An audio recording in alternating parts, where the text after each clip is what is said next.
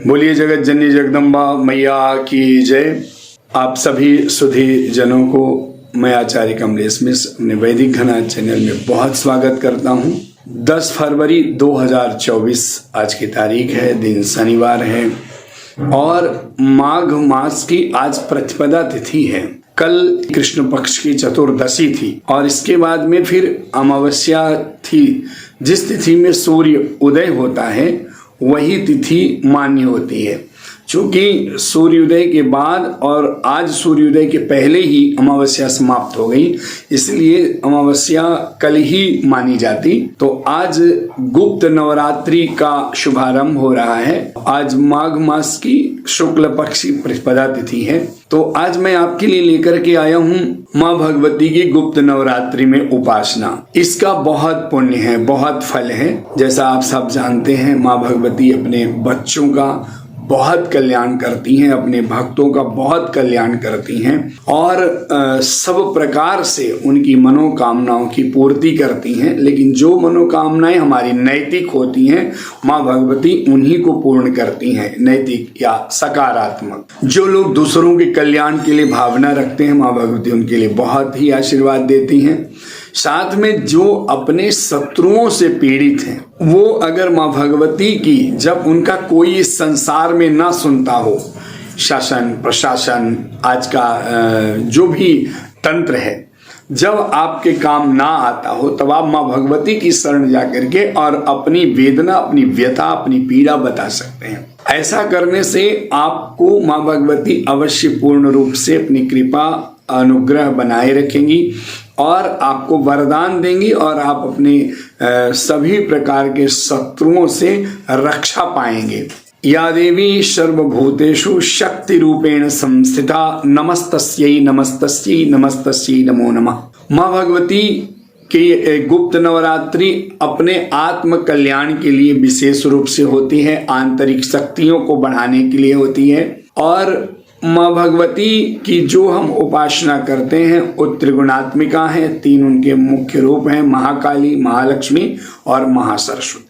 सभी शक्तियों का एक रूप है दुर्गा या त्रिपुर सुंदरी, माँ भगवती का ललितांबा। तो ये अलग अलग उनके नाम हैं, लेकिन आराधना, पूजा, विधा की पद्धति सब एक ही है। 10 महाविद्या में भी बगलामुखी है, छिन्नमस्ता है। तो अनेक प्रकार की इनका पूजन आज के दिन विशेष रूप से 9 दिन आज से नवरात्र आरंभ होगी तो इसमें लोग करेंगे। लेकिन जो गृहस्थ लोग हैं, जो लोग परिवार समाज के साथ हैं, उनको माँ भगवती दुर्गा की ही उपासना करनी चाहिए। माँ भगवती की उपासना से हमें क्या क्या मिलता है अगर हम श्रद्धा भक्ति से करें। माँ रिद्धि दे, सिद्धि दे, अष्ट नव निधि दे, वंश में वृद्धि दे तुबाक वाणी। माँ हृदय में ज्ञान दे, चित्त में ध्यान दे, अभय वरदान दे माँ शंभु रानी। माँ दुख को दूर कर, सुख भरपूर कर, आशा संपूर्ण कर तू दास जानी। माँ सज्जनों में हित दे, कुटुंब में प्रीति दे, जग में जीत दे तू माँ भवानी। तो ये सभी प्रकार की कृपा जो हम पूजा करते हैं, जो हमको चाहिए, वो माँ भगवती हमें देती हैं। आप इस पूजा पाठ को अगर अपने घर में ही माता जी को आवाहन करके अपने घर में ही स्थान दें तो ज्यादा लाभ है। कई बार लोग शक्तिपीठों में दर्शन के लिए जाते हैं, इसमें कोई संशय नहीं कि शक्तिपीठ में जाएंगे वहां आपको आशीर्वाद मिलेगा, विशेष शक्ति की कृपा प्राप्त होगी। लेकिन हर बार हम अपने से भगवान को दूर क्यों माने?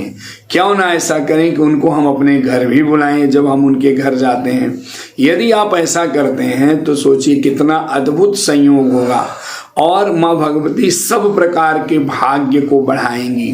कैसे? आप किसी का एक भाग्य जगता है, अपने यहाँ श्लोक है, मंत्र है, देहि सौभाग्यम आरोग्यम देहि में परमं सुखम रूपम देहि जयम देहि यशो देहि विशो जहि। तो इस प्रकार से माँ भगवती से प्रार्थना करें, आपका सब प्रकार का कल्याण होगा, सब विधि कल्याण होगा और जितना हो सके निराहारो यथाहारो तन मनस्को समाहितो, जितनी आपकी समाहित है, जितनी आपकी शक्ति है, जितनी आपके पास व्यवस्था है, उसी के अनुरूप साधना पूजा करें। तभी कोई बाध्यता नहीं है, तब भी माँ भगवती अपने भक्तों के ऊपर कृपा करती हैं।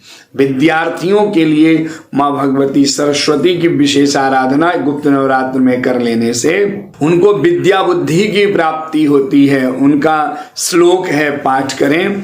शारदा शारदाम्भोज वदना वदनाम्बुजे सर्वदा सर्वदास्माकं सन्निधिं सन्निधिं क्रियात्। तो माँ भगवती अपना साथ सरस्वती हमें देती रहें। इस प्रकार से पूजा आराधना करें। आपको यह जानकारी हमारी कैसी लगी? यदि आपको अच्छा लगा हो तो आप हमारे इस चैनल को सब्सक्राइब कर लें, इससे जुड़ें। हम आपको नई नई जानकारियाँ देते रहेंगे, लोगों को भी प्रेरित करें। धन्यवाद।